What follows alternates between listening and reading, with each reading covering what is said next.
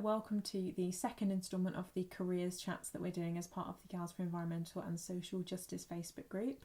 Astrid couldn't be here with us today, unfortunately, so it's just me, but hopefully she'll be able to join us in future if we do any more of these. Today I spoke to Heather Mitchell, who has experience in sustainable marketing and PR, but most recently set up her own green technology startup. It's an app, a food waste app called Nommm. She actually spoke about it on the Facebook group if you saw her a couple of weeks ago. But we'll talk a little bit more about that when we, get to the actual interview stage. And I also spoke to Christopher Webb, who is the head of sustainability and environment at architectural firm Bennett. Both of them had a lot to say about this, and I'm sure you'll find this really helpful. Hi everybody. So today I'm here with Heather. She formerly worked as in sustainable marketing and PR, but she is now working in her own startup, which is an app called Nommm. It's a food wastage app which also features some recipes for how to use your food in the most sustainable way.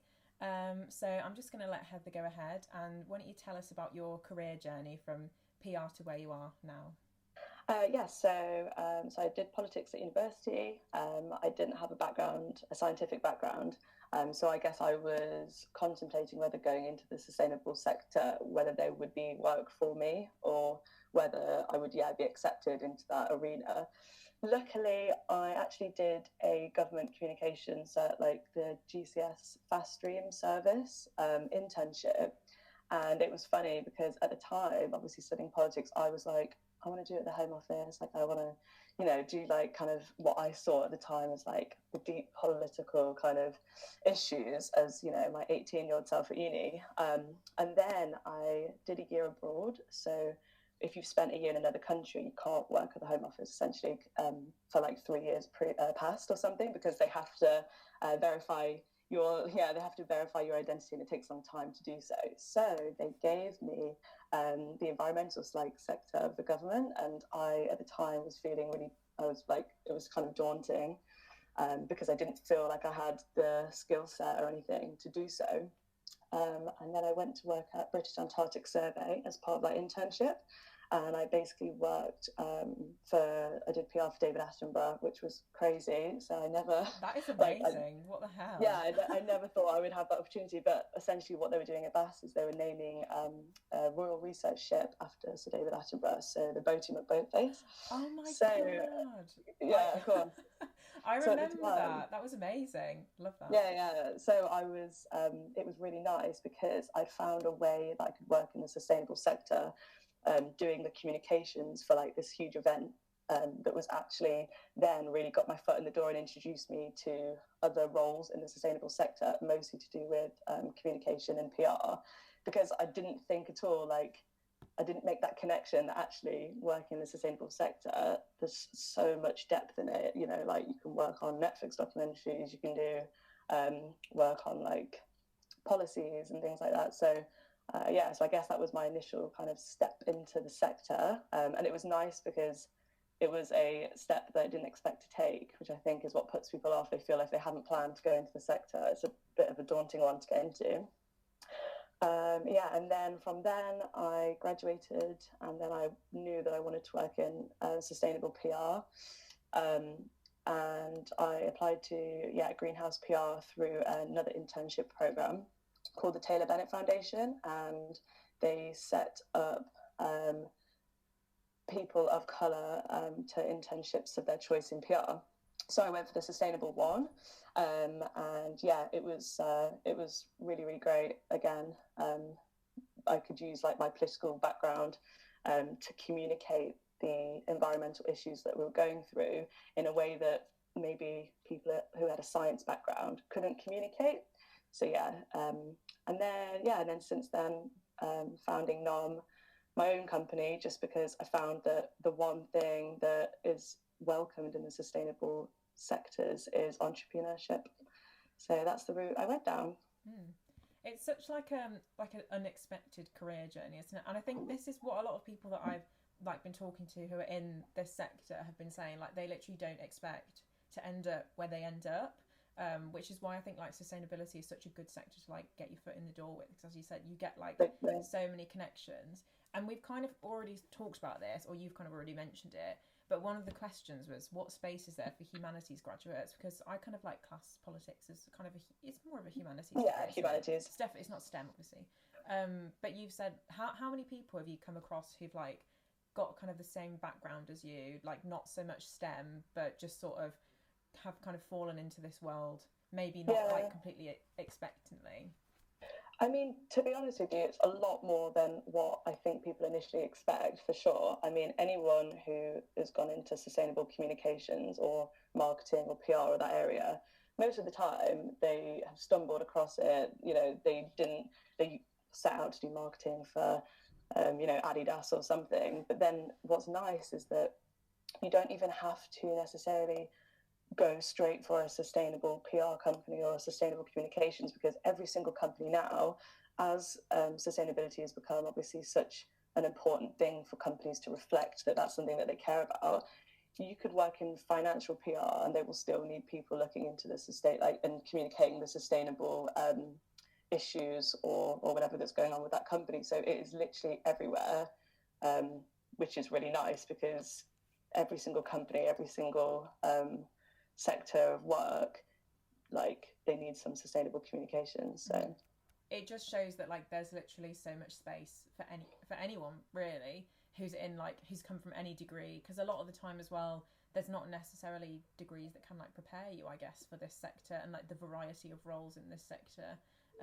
And even Maddie, when we were talking to her about her business Scrubby and like her kind of work in sustainable consultancy in last week's show, we were saying like that her degree, like just she doesn't even really use it that much, and it was like had like a sustainability background in her degree. So even when you've come from that, it doesn't necessarily mean that you'll know everything over like a politics candidate or like a history candidate who's 100%.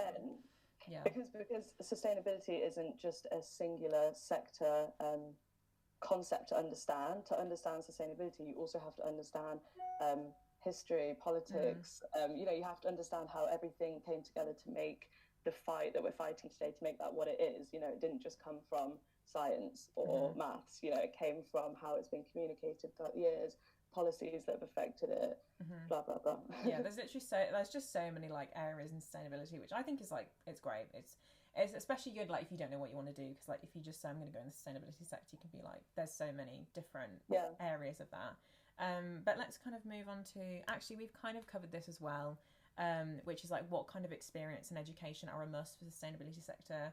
So there's kind of like, there's no must really, is there? There's not a must. The only thing that I would say is that I would say that the political knowledge, I think, is quite high up there. I guess I don't know, as far as my experience when we were hiring in sustainable PR, like things like COP26 coming up and things like that, it's imperative to like understand why those things are taking place and kind of where they've come from. I guess it's important to know that, to relay that to the public.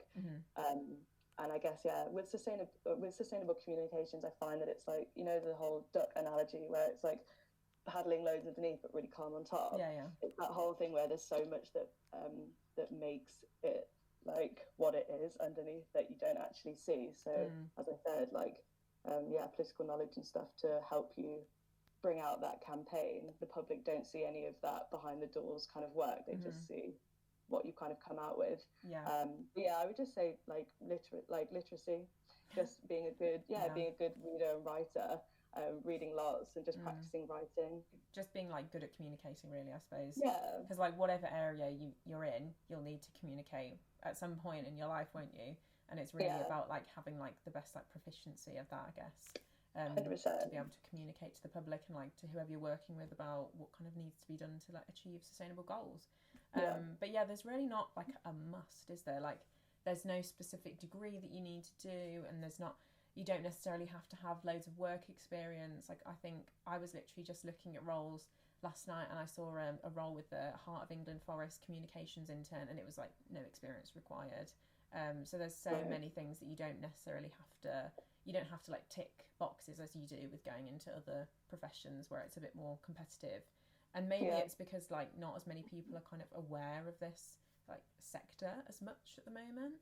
But yeah, I think as well, companies that are kind of fighting against climate change and working in the sustainable sector, at the end of the day, like we want any help we can get. You know, like it's not that we're not picky, and you don't have to have a certain level of like skill set. It's more the fact that if you're like, we could do with all the skills, like if you're a good writer, great. If you're a good number cruncher, great. Like it's one of those things where yes, it's a job role in a certain sector, but it's more than that because it penetrates to the overall fight that we're trying to fight for the world and for climate change, right? It's not just this is just for a job role or for a sector. We are really trying to make change, so we welcome any change, any amount of skills. Exactly. Okay, so another question we had is, what are your top tips for somebody who wants to get into the sector? Yeah, so my top tips would be, I guess it's my top tip for any sector, but specifically with sustainability, as you said, the kind of misconception that you might need certain skills or a certain degree. My main thing is just apply. Like I always over apply. Like I don't think I'm qualified for something, but I'll be like, oh, I'm going to apply anyway, because it's so true that you don't know, like you don't really know what skills they're after and the kind of person they're after. And if anything, I've applied to things in the sustainability, like in the communications bit, like with the David Attenborough thing. I really actually was not probably, I don't want my old work to see it, but I probably wasn't, like 100% qualified to take that kind of huge communications event on. But they want people who are willing and just like willing and dedicated. And that's the nice thing when you're applying to get into the sustainability sector and when you're applying for jobs. No other job application can you show really as much passion for than the sustainability sector. And it's nice because that can sometimes trump the skills that you may have, because at the end of the day, if you are committed and you're willing to put everything into this kind of global fight, then that really it goes a lot further than people think. So I would just always say, if you see a role and you're thinking, haven't done 2 years experience or something, I would put that in there and mention possibly, maybe I'm too young, or maybe I haven't done this, but this is truly how I feel, and this is exactly why I want to work there. And I think a lot of people will take that chance on you. Yeah, I think a lot of other sectors, like I guess, underestimate passion, or they don't really factor passion into like applying for a job. Whereas like in this sector, it really is like you have to be a very specific type of person to be into this, and you have to be very kind of strong-willed, I think. And 100%. We were talking in the last call we did about like compartmentalizing everything, like having to kind of go about your day and do your job while also like knowing that there's like a huge climate crisis on the way, and doing what you can to. It's emotionally exhausting as well sometimes. Like, this is why activists like burn out at like the age of 30, because they've been doing it for so long. And like I've been like on the brink of burnout just from like reading so many articles and like doing so much research into different areas of the climate crisis, but I'm so like still passionate about it, and that's what has to like trump being like overwhelmed sometimes. But it is really that, I think that's why like passion is such an important thing in this kind of area. No, it's true. A few of my friends I know, like obviously getting depressed over politics and getting depressed over the climate are kind of one and the same. Yeah. And I know a few of my friends who have been like, I feel so down. I feel it's like helpless feeling, right, of not knowing what to do. Like it can be so overwhelming. Realistically, that's why in communications you want to be careful how you relay the dire situation, because sometimes sometimes people really don't like, they switch off with it because they just feel scared. As you said, with the passion, people underplay it.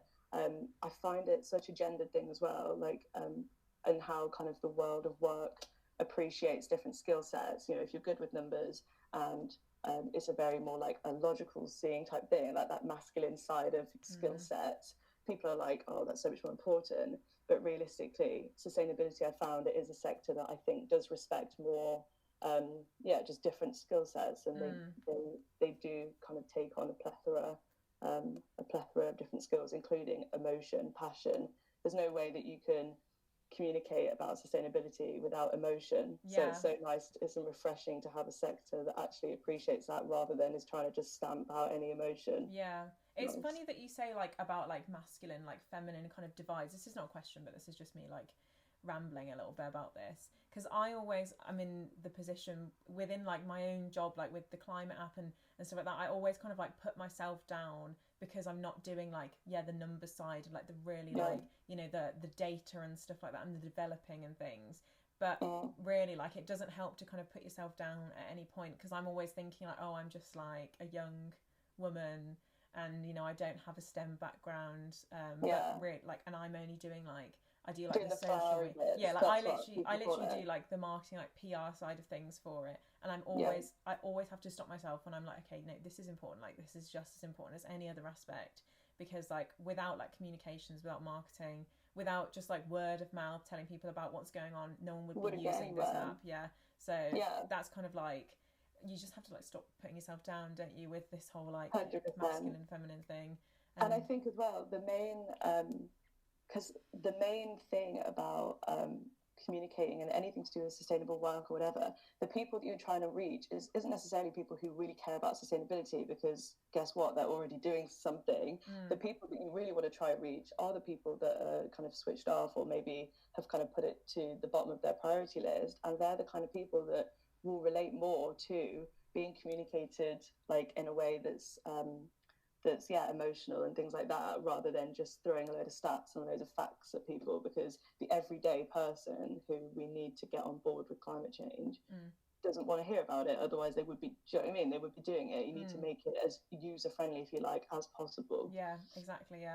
It's just finding the right balance with like green tech, isn't it? It's very, very difficult, but that's why like we need so many people in the sector to actually help find that balance. Exactly. What have we not covered? I think we've said, we haven't really covered this maybe. Another question we had was, what skills are most valuable for a sustainability role? So kind of, maybe we've covered it, but have you got any like specific skills that you think people need to like hone in order to be in this kind of sector?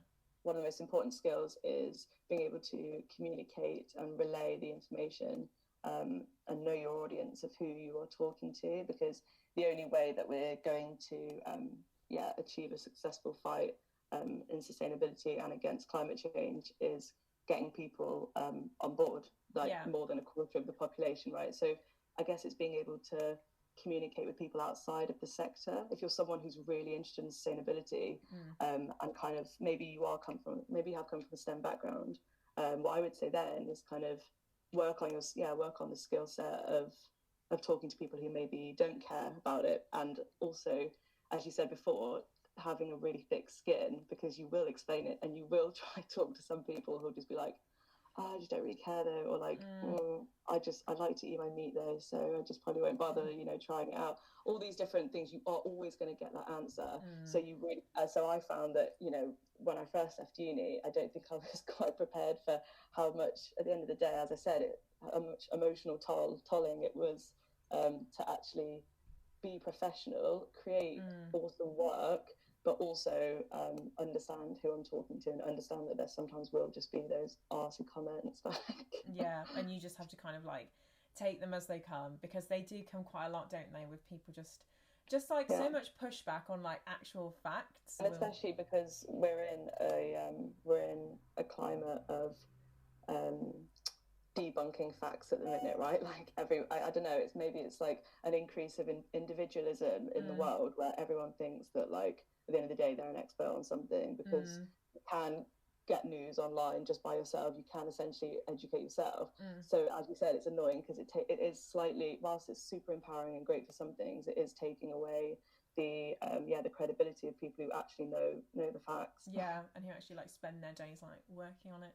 So it's really difficult. I think we've done all the questions apart from one, which is someone asked about like the tendencies and developments that are expected in the next couple of years. So they asked, what kind of things do you expect to become more relevant in the sector?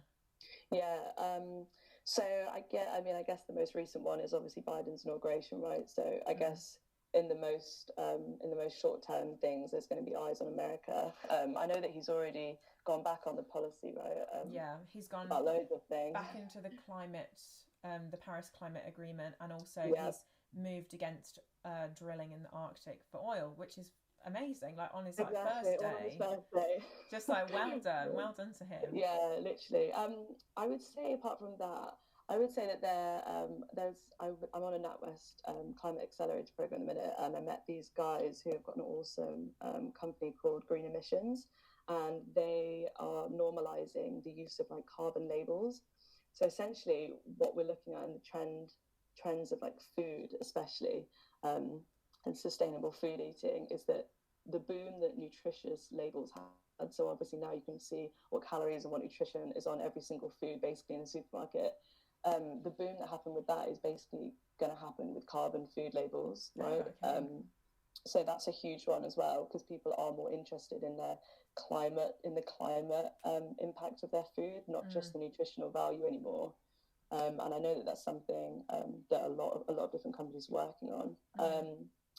I would also say that the trend is, I would just say that, you know, sustainability at the end of the day is becoming more fashionable, quote unquote, in the sense that, you know, that there's loads of more influencers, there's loads of more podcasts, and I guess with green tech becoming more accessible and people investing more in green tech, a lot more people are going to have, as you said, apps like ours and things like that, just more of a usability thing anyway.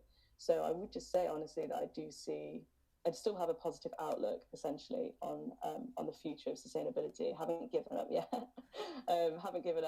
but I do just think that we're going to see an increase of people getting involved and cross sectors working together. As I said before, sustainability isn't just about science, and every single company is starting to realize that and starting to integrate sustainability in all different ways. Yeah.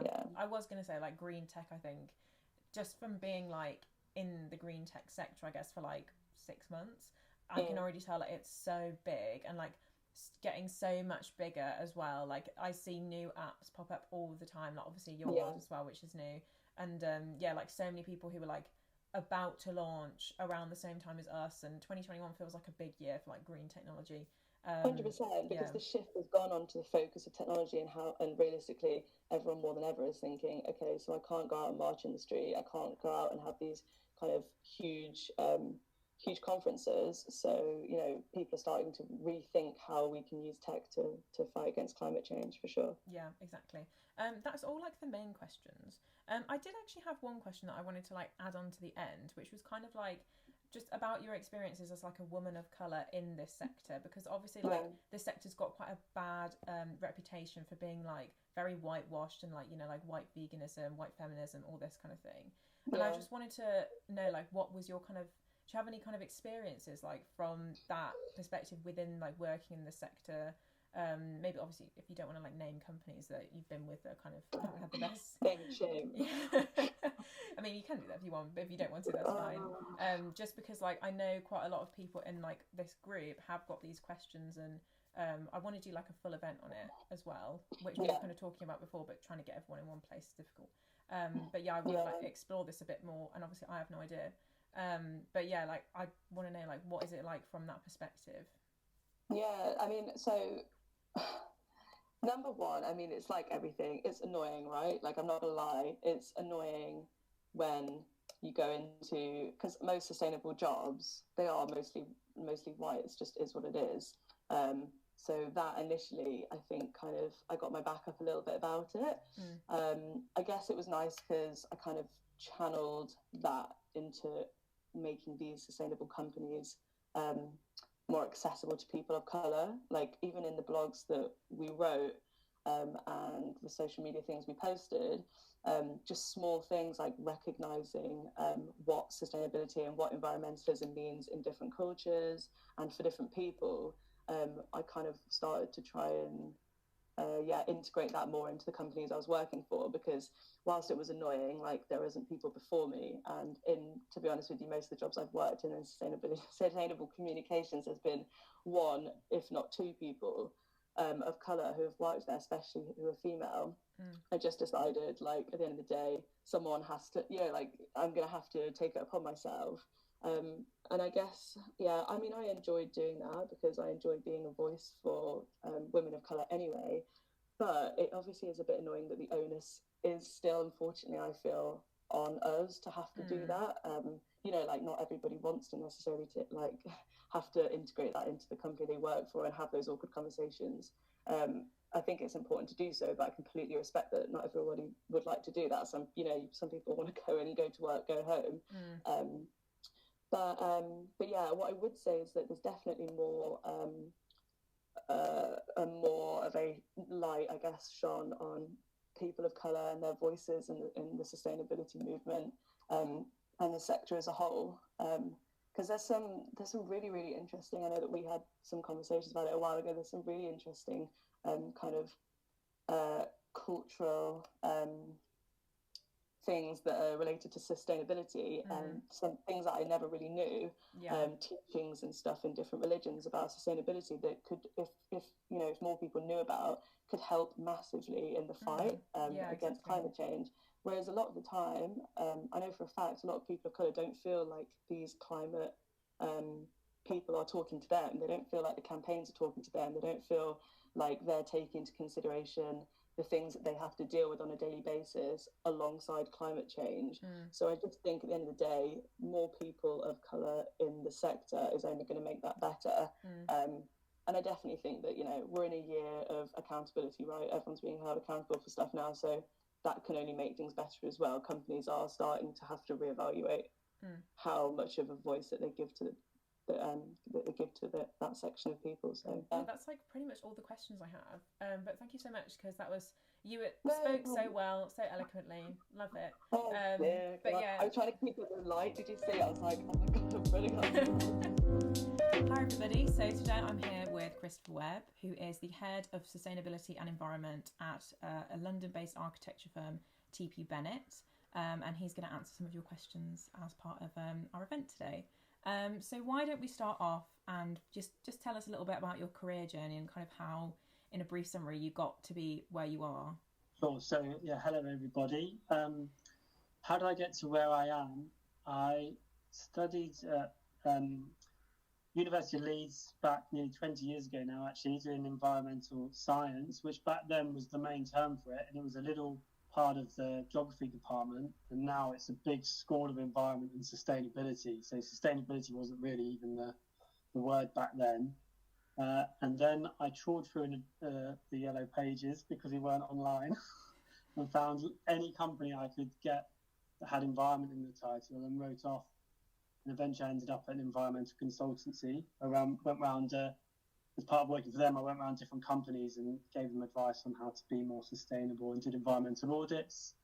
And then I really realised that the sector I enjoyed the most was the built environment and the design sector. So I then took some extra qualifications in building design and sustainability. And then I've worked through different companies then. I did a bit of construction, which was quite dirty and limited maybe in what you could do. And then from there, I realised the key answer was to go and work for architects and design firms, because you're at the start of the process, and you're dealing with people and lives and well-being, and that's where I've worked for the last few years. Great. Sounds like a big journey from a big jump from consultancy to being kind of in architecture. You mentioned you did some qualifications as well. What were those exactly? Because I want to kind of make a list and then maybe pop it in the description or something if people are really interested in getting the key information. Well, I'll pop you over some links, Holly. But what I've realised recently, actually, one good thing about lockdown is it is a real chance for people to upskill themselves, and there's loads of really good free courses actually in the sustainability and the built environment sector. And I've had quite a lot of people come to me actually to talk about careers during this time. So there's some sort of chartership. I went down the chartership route eventually through the Institute of Environmental Management Assessment, IEMA they're called, and you can build yourself up slowly from graduate all the way up to a full member. So I went down that route little by little as my career developed and I got more experience. I built up the level of qualifications I had with them. There was the Cambridge Centre for Sustainability. So I used to live in Cambridge, so it's affiliated to Cambridge University. So I think now it's called the Cambridge Institute for Sustainable Learning, if I remember correctly. And they've got some courses ranging from expensive and quite hard work to a bit lighter. So I did some work with them, for quite a few years back now.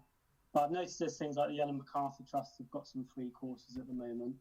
And I think to stand out now, a good thing to do is to get on some of those courses and get learning, really. And like I said, you can do that without putting too much cash into it. So what kind of experience and education do you think are like a must for sustainability? Obviously, you've said like some of the courses that you've done and the qualifications that you've got, but do you think like outside of that, there's any experience that would be really kind of a box tick for employers? Yeah, I mean, we probably covered them a little bit there. Probably for me, I mean, I've always found out one of the more usual ones. I've just got a degree in environment, whereas a lot of people now got masters or even PhDs. And in a way, they are really good to get that level of qualification. But to me, I don't think they're that essential. What I think people need is just a way of demonstrating a real passion for it, which I'm sure lots of people in your group have. And I know it can be quite hard to get that down on paper and get that message across. So what I'm keen to see is people have just on the extra mile, really, for sustainability. They're interested in it. I think it's one of those jobs that's lucky. It can be a passion and it can be a career, and there's not actually as many of those around as you might think. So if I can meet somebody who's, they're analytical, they can see opportunity, they can think strategically, and they care about it, that's the main thing, I think, isn't it? And so going on an extra course, doing some voluntary work, showing that you've maybe done a bit of extra research, that's the things that stand out for me. So I wouldn't personally worry about getting over technical, overqualified, and a lot of it's learning on the job. That's where I've done most of it. Yeah, exactly. And even because we spoke to Maddie in the last chat as well, and she has like a more like specific sustainability degree, and she even says like a lot of her stuff that she knows now she learned on the job rather than being in her degree, which I think is the truth for kind of any job, really. And you can never be prepared for a specific job apart from, I guess, like medicine and being a doctor, because you wouldn't really want to learn that on the job. No, you can't Google that halfway through an operation. No, exactly. But any kind of other non-medicine job, I think you can quite easily kind of pick up on the job, and you don't necessarily have to have all the experience and education as you might think. I think you're completely right, Holly. You just need a strategy, don't you? If you could develop, a long-term or medium-term, let's say, sustainability strategy for a business, and then work out how to execute it, I think the technical level, a lot of it's just knowing, what questions to ask and who to go to help you get there. Exactly, yeah. One thing I would say as well is this is kind of like my own question, but do you think like working with startups, like is that like a great way to kind of get experience? Because there's obviously a lot of those around at the moment, like sustainability startups, technology startups we were talking about before this started recording. Do you think that's like, would you recommend that as kind of a way for people to gain experience? Yeah, I would actually. I think there's two answers to that question. I think the first one is probably there's a load of people like me that are maybe in the middle stages of their career, and technology is not our strong point necessarily. When I grew up, there wasn't computers, so we have to go and learn it. And now I see people coming through university, they can code, and I know that that's a massive answer to a lot of our sustainability problems. And I can't do that. So you get to this point where you're like, I almost know like how coding and technology can help, but I don't really know how to do it. I don't really understand it that well. And I think that's where the next generation of people coming through are going to have these answers.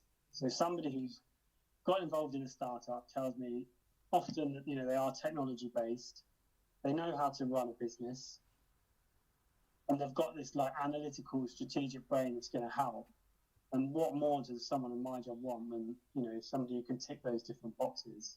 Exactly. So I think startups are great. I think in this current world we're in, they're the answer. They're generally low impact as well, aren't they? So they're creating a very fresh, agile business. I'm all up for that. Yeah, and they're usually, like, from my experience, quite easy to get involved with, because if you find a startup, like especially in its early stages, they'll probably, and you're passionate about it or passionate about the topic, then they'll probably just kind of like welcome you in with open arms without necessarily asking for like a CV or anything, which is how I got my job.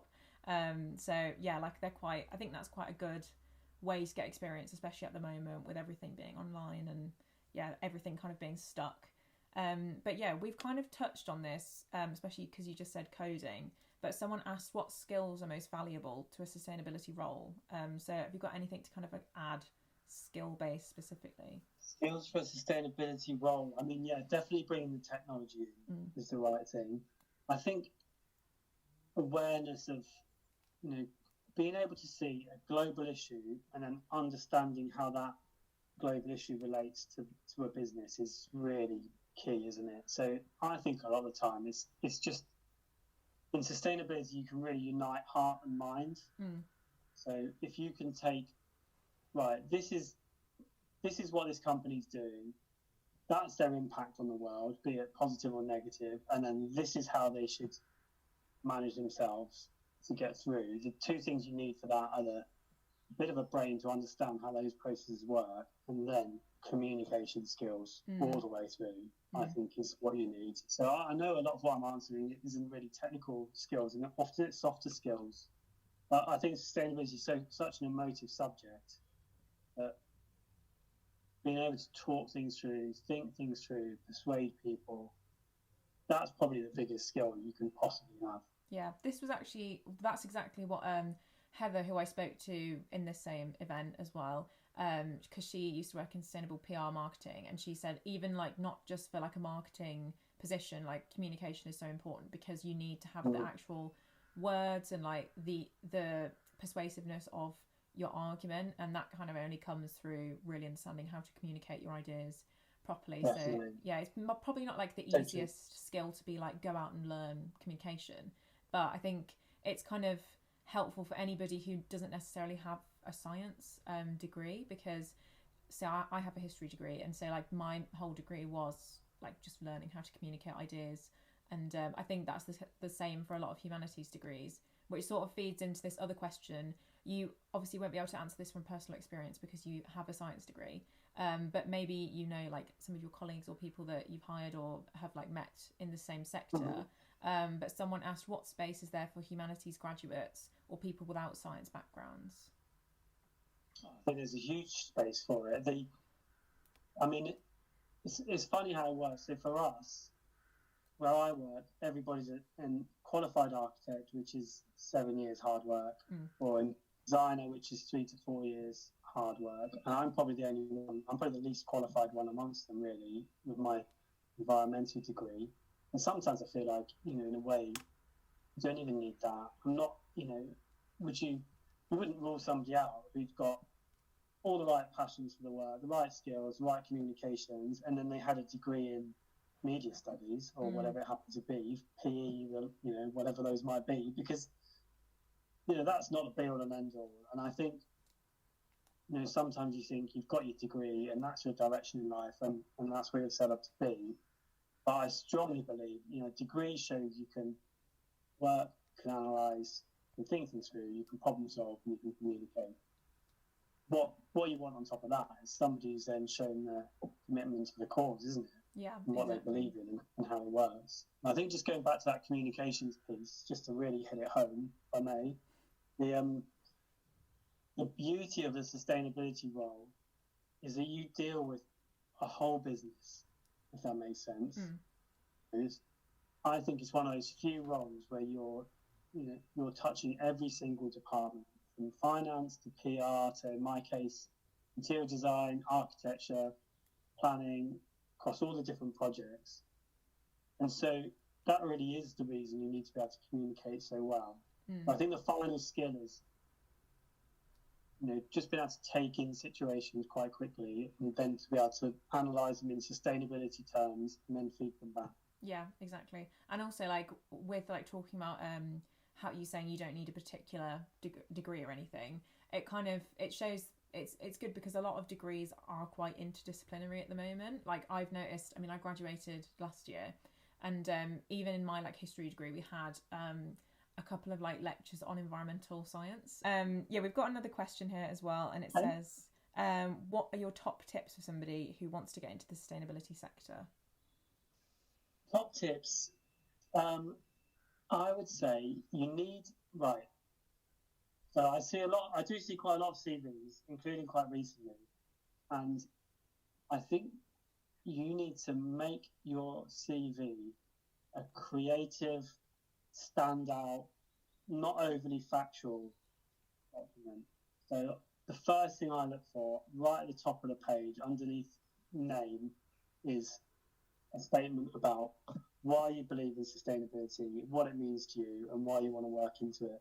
Because it's an emotive, passionate topic, I think, and that if I read that in the first, personal profile section almost, like I say, I think that stands out more than specific qualifications, A-levels, modules that have been studied. So hit the reader hard between the eyes, straight up with that paragraph. I could not recommend that any more strongly for a sustainability CV. And then after that, someone who's gone a little bit extra to see what they're doing. So they've worked in a startup would be great. They've done their own research. They've maybe some voluntary work in the sustainability sector. All those sorts of things we were talking about. Get that in there next and show the commitment to the cause, so to speak. And then after that, you can put in the qualifications on your CV and the sort of more technical aspects after that. But get the passion out there, get the commitment out there, make that CV look like really exciting.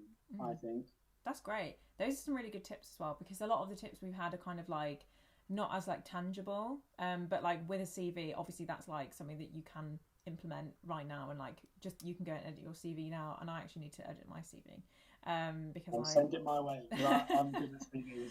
But I think that's like a really tangible tip that like everybody can kind of take away and like do right now, rather than kind of just working. You can imagine it, can't you? You get a lot of CVs put in front of you. Yeah. Actually, and one little point you might like is we're recruiting at the moment, and we're just trying to do it through a blind.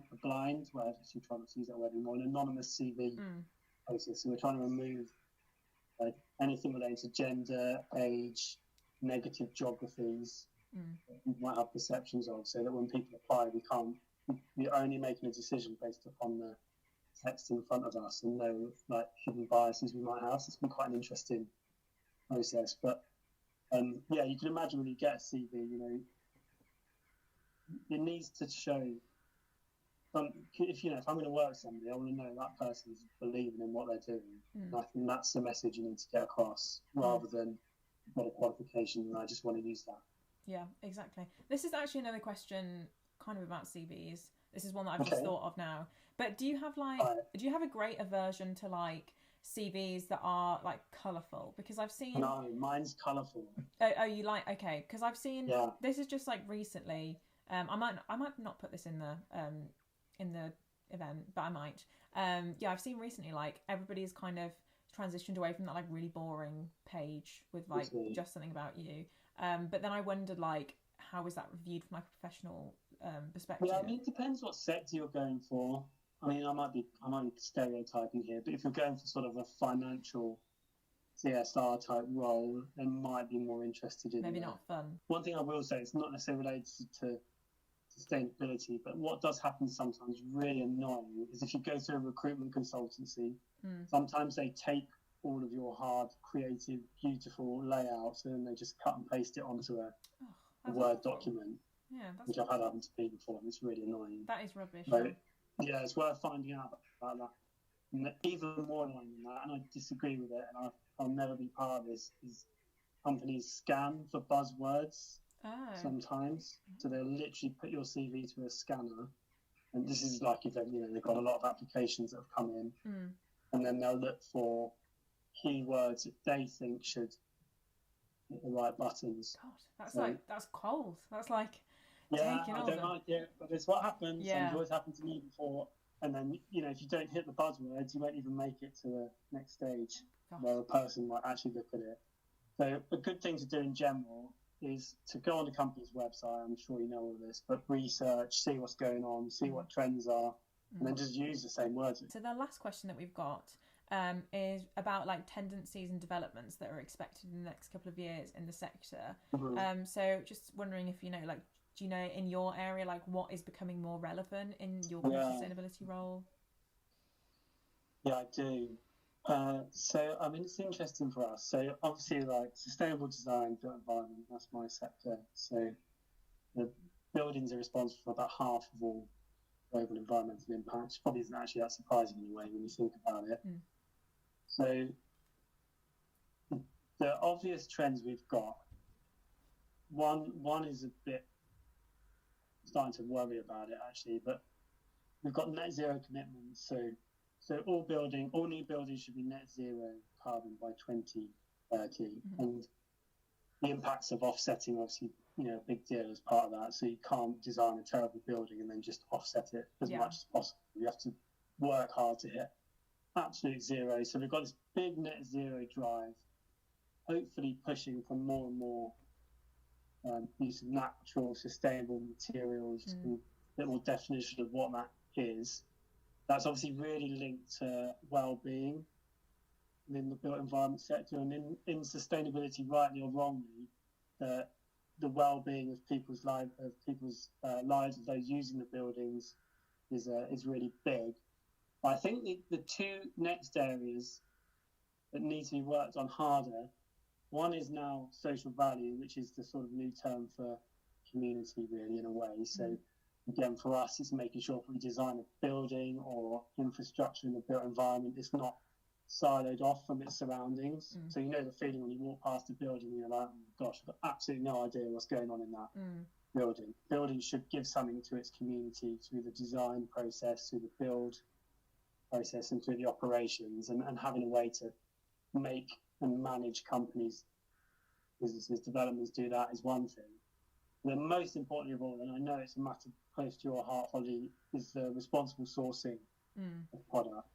And there's just not a holistic approach yet to it. I think, we specify products from all over the world. We can look at timber, is it responsibly sourced? We can look at the environmental footprint of materials, but are we also looking to see if throughout supply chains, are they getting paid living wages? If something's coming from the other side of the world, how do we know that the people in that supply chain are working, being paid local living wage and working in good conditions? So who's checking that? Who's looking after it? And there's not one system in place for managing all those different aspects at the moment. And so supply chains in the built environment is not as developed as it should be. Well, in many sectors, is it? So, I mean, we're trying to really focus on that. Yeah, that's interesting as well, because Maddie, I think, said something about just like it, like supply chains basically becoming more important in the next couple of years, and not just the I've got this material from this person, but like where did that person get their material, and like tracing it all the way back to kind of zero is going to be really important. It's important. It's very difficult as well. I mean, you take office chairs, which, believe it or not, our interior designers go wild for the look of office chairs, but some of the components in them, they've got 37 components. And I think there's even a thing on tennis balls at Wimbledon. They're made in so many different, the parts are made and shipped around the world. Really? So their supply chains are difficult. So we're trying to find out, where are those 37 different components coming from for that chair? This is just one part of an office, but from that chair, how they're made, who's making them, how they're shipped. So it's a really massive deal, and then it opens up arguments such as, people will say, right, well, maybe it shouldn't come from India, Turkey, China, wherever. But then on the other hand, if they're made nicely in those countries and they are made properly and the supply chains are, well looked after, and maybe you can ship it in the most sustainable. You can't make everything from around the corner. Yeah. Because then you're harming other aspects of the supply chain, aren't you? So people have different emotional views on it, and vegan. Some products are not vegan. They've got all sorts of different animal products in them, which some people are not great on that. And then the alternatives can be these really horrible chemicals as well. So you have this whole balance of supply chain, sustainability, what means something to one person. Again, it's a subjective. Yeah, it is really difficult, especially like from a materials perspective. I mean, I don't claim to be an expert on materials, but like with what you're saying about things being vegan versus like not vegan, I'm always like one of those people who, because I do eat like vegan predominantly, and I try to shop secondhand mostly, and I'm always one of those people who's a bit nervous by like things like vegan leather, because they are like made from like basically plastic or like synthetic materials which don't biodegrade, whereas actual leather, even though obviously you have to kill a cow to get that, they will degrade naturally or a lot quicker than this plastic, which will take like thousands of years. Very so difficult subject. Yeah, it's a bit difficult. I think as long as you're using something to its fullest extent, that's probably the best thing. But if you're, to be honest, I'm an advocate for just like stopping this kind of like massive material consumption that we have, especially in regards to like clothing. And I think I've spoken about this before. We have so many garments and so much stuff. We could not need any more clothes. We have all the clothes in, like, I think I read a statistic and it was like we have about 3 generations of clothing like currently on this planet. So that's like, that will last for it's like over 100 years. We waste so much, don't we? Yeah, we do, which is why I love like secondhand shopping, because you can just there's so much there, and a lot of it will end up in landfill like if you don't shop from it. So I'm always a big advocate for that, even though all the shops are closed. Hopefully they'll open again soon. But we've kind of like veered off that topic, which is fine, because you answered the question, which was really great. But I think those are all the questions that we've got. I just want to say thank you for kind of joining us today, and thanks for taking time out of your working day to chat to everybody who's interested in this sector, and hopefully this has been really helpful for people watching. So thank you everybody for watching. Let me know, or let me or Astrid know if you really liked these, and we'll definitely get some more out to you, but keep your eyes peeled for any future events that we do as part of the Facebook group. Hope you enjoyed this and hope you got something from it as well.